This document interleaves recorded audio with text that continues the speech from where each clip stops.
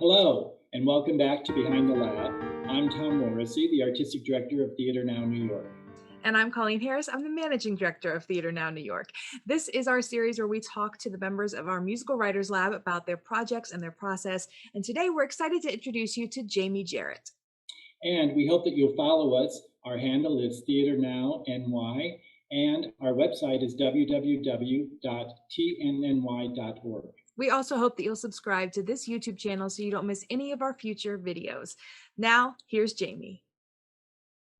Hi, I'm Jaime. I use he, him pronouns, and I am a queer and trans playwright, composer, and lyricist. I'm so excited to talk to you today. We have a lot of fun projects to get into later, but before we do that, for those who might be watching who aren't familiar with your work, what would you tell them is your writing style? I think I approach everything with the perspective that I was kind of given as a person on this earth. I've been given a lot of rules by society about what gender is supposed to be, what sexuality is supposed to be, what relationships are supposed to look like. And a lot of those rules ended up not being truthful or authentic to my experience. And that's often how I approach writing musical theater as well. I look at it and I can take in all the rules that have been passed down to me and kind of look at each individual one and see, is this actually authentic, or is this just the way we've been doing it for a really, really long time and we haven't tried something new? That's often the way I approach it. So that informs my style. And I also am really psyched about leaning into dissonance, leaning into discomfort, and seeing how that could actually be an authentic and useful way forward, figuring out how to live with dissonance and how dissonance can actually bring joy. And then also musically, stylistically, I pull from folk, pull from electronic music, pull from pop, pull from other musical theater writers who I enjoy, pull from Billy Joel to Green Day to Mal Bloom, who's like this amazing singer-songwriter who has like introduced me to how like expansive trans music can be as well. Those are some really good ones. So those are a lot of your musical influences. Do you have any other influences, people who make art or other types of media? Absolutely. I love reading. I have always loved books, and specifically like young adult fiction has always had a warm place in my heart. Um, I read a lot of John Green as a kid, or as a teenager, and his authenticity still, I try and keep that with me as I write, and the way he was able to tap into this kind of angsty feeling that we all experience in some way, even though we're not 15 anymore. I adore graphic novels, specifically queer comics. Love Alison Bechdel. Mhm. Anything that she has written. Dykes to Watch Out For is an amazing collection that I feel deeply inspired by as I'm trying to write something that is really talking about what it's like to be queer in this moment. Her depiction of what it's like to be queer in the 90s ends up being so specific and at the same time authentic to today, 2021. I really recognize all of those influences in your work. Oh, comedy. This is Yes, so funny. yes. I adore comedy so, so much, to the point where I've even thought, should I drop all this and go become a stand-up comic? Although I actually think that my love for comedy is because stand-up comedy is so incredibly musical. Mm. So much of it is about telling a story, and the tone. Tone is And like the most important thing and in rhythm in comedy. Rhythm comedy. is huge. Exactly. I find it to be like a super musical art form, and I'm the kind of person who will watch a stand-up special about 25 times. Most of the podcasts I listen to are comedy podcasts. I think um, dissecting why a joke works and dissecting why a full stand-up set works is really similar to dissecting a song or the entirety of a musical. So there are a lot of people who I absolutely adore. Hassan Minaj, John Mulaney is a huge one. Bo Burnham as well. He's a huge influence. He specifically does musical comedy. Um, yeah, so those are, I think, some of my non-musical theater influences. Some good suggestions in there for everybody watching. So now we're going to talk about something that I'm really excited to discuss with you, which is your process. Now, you are someone who sometimes writes on your own and sometimes writes with other people. So can you kind of explain where things come from when you work alone and in what order they happen, if there is an order, and how it all comes together when you're working with someone else? Yeah, I love talking about this. Most of my ideas kind of come to me organically, and it's like knocking on the back of my head. The first idea I ever had, which is a musical that I wrote when I was in college, kind of came to me in the middle of the night. I had been working on just some general material about like how there was no queer representation that I felt represented by in musical theater, and I wrote like some cabaret style kind of music that I thought would maybe just be a collection of songs. And then in the middle of the night, I woke up and I recorded a voice memo because I had this idea. I was like, what if a lesbian book character came to life and convinced her writer to rewrite the story? And that's how a lot of ideas come to me. It just kind of pops into my head. Like, what if this insert queer person was then put in this scenario, which really makes them look at their identity in a way that we maybe really makes them look at their identity in a way that we maybe don't usually interrogate it. Which not that we have to interrogate our identities, but I find it's so difficult to find language for how I feel and for these strange parts of my identity that like I don't know how to talk about. And sometimes putting a queer person in a fantastical situation is like the best way to authentically speak to it for some reason. So these ideas often come super organically, and then I kind of I will not get to work on it right away. I'll let it marinate in there for a super long time, almost to see like if the idea goes away.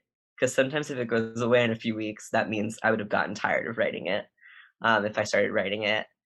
And then also to see like whatever stuff organically comes to my mind without sitting down, like what's happening in my subconscious that can inform it. And from there, I tend to start at the piano and start writing music with lyrics. Oftentimes they come together. This lyric and the music as I'm improvising at the piano just come right out at the same time. Um, and so when I'm working alone, it's very difficult for me to separate out music and lyrics. But I do tend to write full songs, at least like three or four, before I begin taking a stab at a libretto. I like to kind of let myself freely experiment or even go like, I think this song would go in this moment that I can picture. Let me write the song and see what comes up organically. I feel much more connected to my creativity at a piano. And then when I sit down at a libretto, like at a laptop to write my libretto, it gets a little bit harder and the gears start to twist. So if I've done as much as my creative work as possible in the music and lyrics, it sets me up for success in the libretto. If I have that kind of that block, or not block, that chunk of text and music already there. I think that's so valid because that's how stories happen in real life. We have these big moments that happen, and in this case those are songs, and it's only in hindsight that we can see how they connect and are a story. Yeah, So I can see how that would be a really organic way to work and create a musical theater plot. yeah. Thanks. Yeah. And also it kind of forces me to put as much action as possible into the song. If I'm kind of like, what if I could do this without a libretto? And I try and be as economic as possible with anything that's spoken in my shows. Because I feel like as much as can be achieved in music, I want that happening. It's a musical. I want that to be the main source of motion. That said, of course, like a fantastic libretto scene has its place, but I like to push myself and see exactly how much I can do in song, and that's a good way to kind of force myself to do that. Um, yeah, and then writing with a partner. So Nina and I, Nina's my partner in writing. We went to college together, and we actually worked as like actor playwright and then as director playwright for a little bit. Um, and then when we started writing together, I actually kind of approached her with an idea that we brainstormed a lot about. And I wrote a large chunk of the show by myself and then like brought it to her. And then we really started going in. It's a little difficult to describe our process because it's so organic and it's shifting all the time. Um, Now our show used to be something that like I kind of made and that she was like dramaturging, but at some point in the process, we threw out a lot of material and we were like, this is actually 50-50. This is actually both of us. Um, and we don't separate out music, lyrics, libretto. We both do all three, which can be really, really lovely, especially because we've known each other for so long. We can kind of sit down with a guitar or a piano and start playing around just musically and lyrically and find something together. Our brains will kind of meld a little bit. We'll feel like we're tapped into the same consciousness for a couple hours. Mm. Um, so that's often how we work. It's a lot of bouncing ideas off of each other. Um, a lot of she brings we just went on a retreat last week, and so our interactions are so fresh in my mind. She brings an expansiveness to the work that I have yet to be capable of, which is really lovely. Is that Mhm. she is wants to look at the big picture and wants to tell like a large story and isn't afraid to be grand and large and big and um, to take a risk in ways that I sometimes can get very small and clinical about things, which also totally has its space. I think we balance each other out quite a bit in that way. Um, she, I think, has a braveness to be large, and I have a braveness to be small. And I think together it makes something that's right in the middle in this kind of like magical realism place Yeah. that I find super exciting and super perfect for our show, just because it's about a queer couple who's parenting the next Messiah, which is you kind of need in a show about parenting. It's kind of great to have um, two separate people working on it because that's often Mhm. what parenting is. It's not always, but sometimes it is two people trying to figure out what they're going to do about this one person, how they're going to raise this one person. And similarly, we're two people trying to figure out how to write one musical. Can bring that experience into the show. I Yeah. love that. You mentioned putting your characters in fantastical situations. Has there always been some element of fantasy to your work? So far, there has always been a fantasy element to the musicals I have written. I don't know if I did this on purpose. It just the first time it happened, and I was amazed by the kind of truths that we could get at when working in a somewhat metaphorical space. The metaphor of someone coming out of a book. I didn't I was pointed out to me by collaborators that a lesbian coming out of a book to fight for her true story is an allegory for coming out of the closet. I didn't know that I did that on purpose. It was pointed out to me. And from there, the next idea that came to me, and I went, I want to write something new. I really wanted to write a superhero story that centered around a trans person.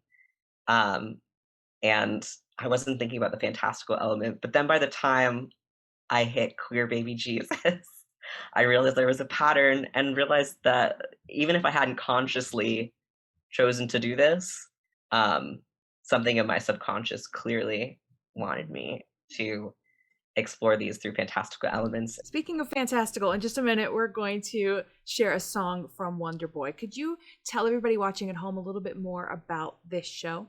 All right. So Wonder Boy is a show about Jackson, who is a young man navigating his identity as a trans man and also as a superhero. So through Jackson's journey, we learn about what it means to be a superhero and we learn about what it means to be masculine. And we also learn what it means or what it might mean to be a man. Great. Now let's take a listen to a song from Wonder Boy. This song is called You Don't Know Me. It comes toward the end of the show, and in it, you have the main character, Jackson, aka Wonder Boy, who wakes up one morning to find out that the world no longer remembers Jackson.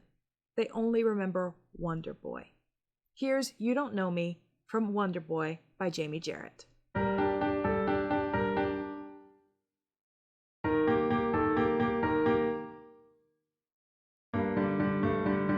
Breathe deep, this isn't happening. It's just a game, it's just a trick. I'm not in a movie, this is clearly a dream.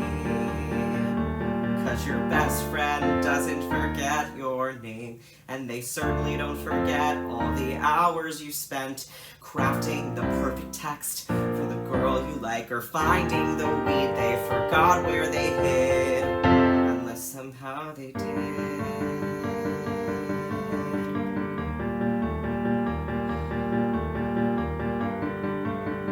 How can this be happening? I'm gone, but the rest remain. How was I so carefully pared away, without a single stain? How did every person I've seen today altogether forget every single event? Connections are cut and I'm standing all alone. Can anyone give me a sign that they know me in the back of their mind somewhere? We shared drinks at parties, we stayed up till sunrise. You're telling me I wasn't there. I wasn't there. You don't know me, you don't know me, and I don't know you. Or at least I don't know the version of this person you've become. You don't know me, you don't know me, and I don't have a clue if I ever really knew either version of you. 'Cause how can you know someone if you never let them in the door and let them see the cracks, the smudges, and the footprints on the floor? Men are supposed to build a brick house and barricade the door. What would happen if you saw me helpless and crumbled on the floor?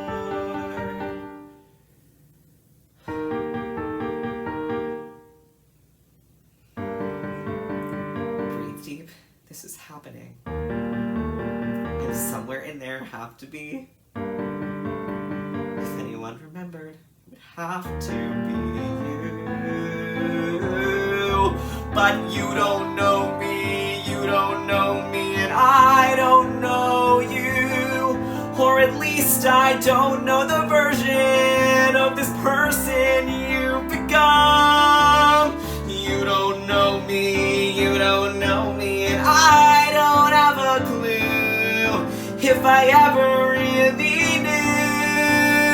You don't know me, you don't know me, and I don't know you. Somehow I'm now this person who you'll never recall. You don't know me, you don't know me, and I don't have a clue if I ever really knew you at all.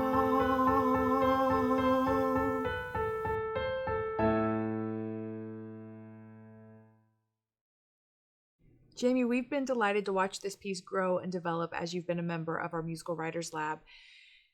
What has that process been like, working on it in the lab, and what are your hopes for this show's future?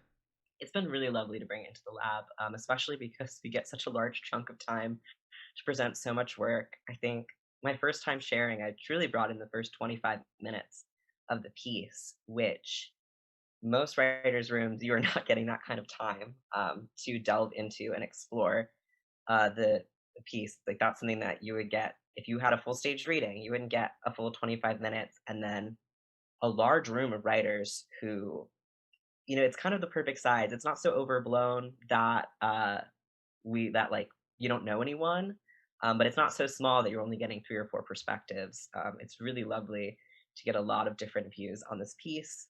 Especially I'm trying to articulate the experience or my experience of being a trans guy, being queer, of the kind of expectations that are put on men, both cisgender men and trans men, and masculine people in general. And learning how to articulate it is an uphill battle. But in the lab, fortunately, folks are such a lovely sounding board for figuring out what kind of stuff is clicking, what kind of stuff is making sense to an audience, and what kind of stuff is going over their head, which moments are effective and can can be enlightening about what it's like to be trans and queer, and what stuff feels like it's shutting people out, and feels inaccessible. I'm always trying to figure out how to make my work an invitation to engage, and being in a writers group specifically with the lab has been very useful to figure out how can I be inviting, how can I say like, hey, like, step into this weird fantasy world I've created. um, that has been very useful. Getting music feedback is incredibly useful. That is not something, not everyone will delve into the music of your piece. It's a hard thing to talk about. But because there are fellow composers in the room, they're able to articulate elements that the average audience member is not able to say. They might be able to go like, oh, this song doesn't feel right. Mhm. But the musicians in the room can go, this song isn't working for me. And it's because insert really smart music theory thing here. So that has been incredibly lovely. And also so lovely to see everyone else's work. That's always informative. And I've really enjoyed that. And then for dreams, for where it can go, I've been so lucky to receive so much support from my community, and from other theater orgs in like doing developmental readings, and through writers groups. It's getting to a place where it feels super ready for a developmental production. That's kind of what I'm looking at right now with my agent, trying to figure out, trying to get some commercial producers on board, you know, trying to record some music so we can get it out into the world. It's so important that this is seen by young queer and trans kids. I'm kind of writing the musical that I wish I had when I was 15, so I hope that one day this can be presented in a way that's accessible, that young trans folks of all ages really can come see if they're interested in what it might be like for this one trans person to get to be a superhero and get to be celebrated for being different, and to deal with the complicatedness of that celebration, deal with the feelings that come up around that. I just really hope that this is something that can reach a lot of trans folks and also cis folks as well. I think that there is a lot in here about masculinity that applies to everyone, regardless of gender identity, that I just would love for the world to get to see. I hope that happens for you too. And it's such an important thing. It's something the theater now is really working towards, is making sure that there is a diversity of voices being represented in new musical theater. So thank you for being a part of that. Let's pivot now to another one of your musicals. This is the one you mentioned earlier, Queer Baby Jesus, that you've co-written with Nina Roy. Can you tell us more about that show? All right, so Queer Baby Jesus is a musical that I am writing with my dear friend and collaborator, Nina Roy. We've been working on it for a few years, and it's the story of a queer couple who wants to have a kid, but is unable to because one is a cisgender woman with a uterus, and the other is a non-binary transmasculine person who also has a uterus. So there's no sperm there, so they can't have a biological kid. Adoption is a really difficult process, and an expensive process as well. But one day, an angel comes to them and tells Joe, the transmasculine non-binary person in the relationship, that Mara is pregnant with the second coming of Christ. And from there, it goes to a lot of places. They try and find, they try and connect with their spirituality, which is very difficult for Mara, who's an atheist Jew. And there's a lot that Joe is going through in connecting with their spirituality, because as a trans person, they got kicked out of Catholicism and have now trying to reaccess religion. They build a community with a Unitarian Universalist church, which is kind of like a very hippie um, kind of church, if you're familiar with Mhm. it. But it's very liberal. But even Mhm. so, even like the liberalist of churches might take issue with a queer couple claiming that they are pregnant with the next Messiah. So that's what the show's about. It's about faith. It's about community. It's about starting a family, and about being queer and starting a family and how the struggles that come with that, as well as the beautiful aspects of it as well. Now we have a song from Queer Baby Jesus for our viewers at home to enjoy. This is Impossible Possibility. And in it, Mara is singing to Joe. Joe has not yet been advised by the angel that Mara is pregnant, but Mara has just been sick in a church bathroom and is realizing it's morning sickness. So here she is telling her partner that something is happening. Here is Impossible Possibility from Queer Baby Jesus by Jaime Jarrett and Nina Roy, as performed by Nina Roy.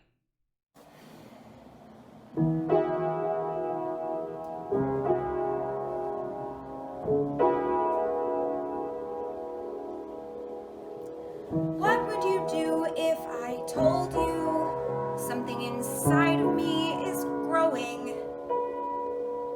Metaphorically, kind of, but also totally, literally, I think something is growing. Right now I'm pretty sure it's microscopic, but cells that were not there before might be hanging out inside my torso. So now I need you to go with me on this scientifically impossible possibility. I've been so tired, I felt like I might die. Been puking Sunday, puking Monday, all day Tuesday, I just cried. I can't smell eggs without gagging, and I swear my boobs are gonna explode. I stayed up half the night, Googling my symptoms, searching through the Reddit threads, interviews with OBGYNs, and that's the moment that it dawned on me that this could be a scientifically impossible possibility. I know this is crazy. I know this makes no sense at all, but to not share this with you is something I could never do. It'd be crazy for me not to tell you. I can't explain why I thought that it was true. I had this feeling or a vision. The three of us, a family.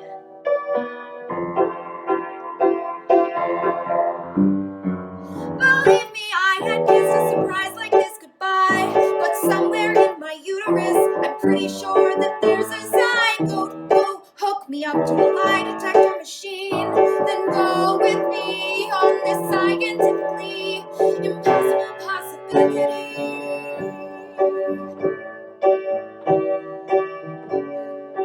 I took the test 27 times. Went back to CVS and bought it 27 times. I peed on a stick 27 times. And every single time, I got the same blue plus sign.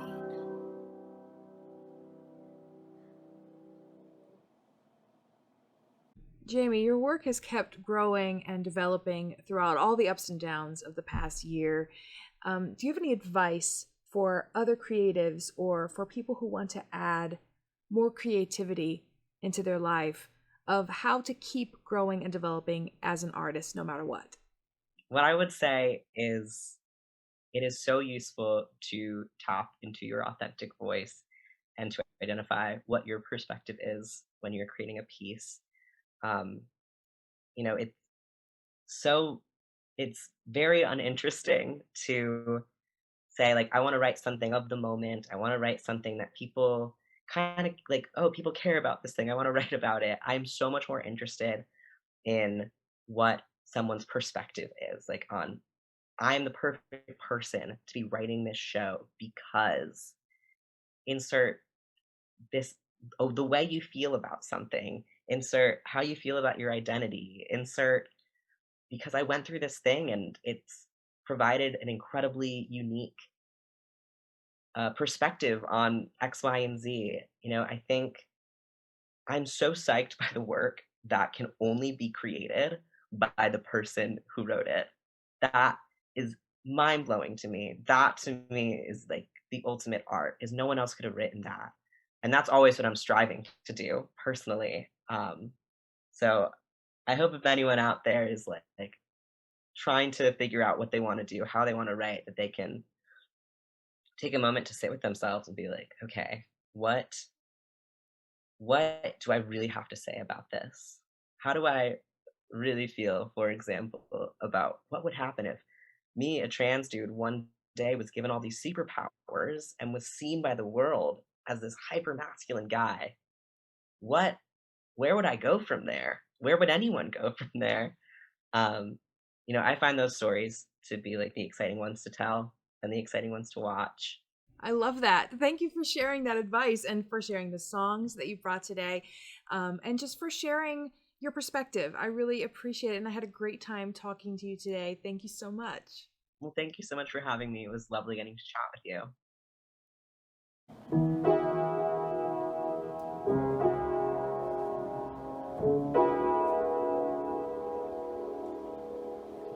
What would you do if I told you something inside of me is growing? Metaphorically,